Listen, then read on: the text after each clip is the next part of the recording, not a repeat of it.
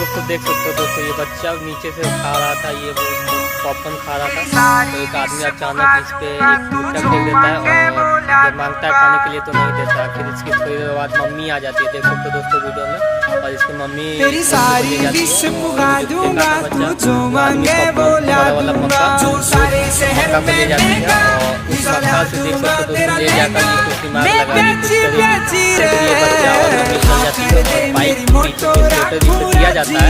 उसे देख सकते हो दोस्तों उसके अंदर डाल दो ये मम्मी इसकी पॉपकॉर्न निकालने के लिए। भाई बहुत ही अच्छा दिमाग लगा रही है यार, देख सकते हो पीछे से निकाली और ये बच्चे स्लेटर दे रहा था, पीछे से पॉपकॉर्न निकाल रहा है। यार कैसा लगा वीडियो, खा के अच्छा लग रहा है बच्चा को, देख सकते हो आप लोग बता देना कमेंट में कैसा लगा।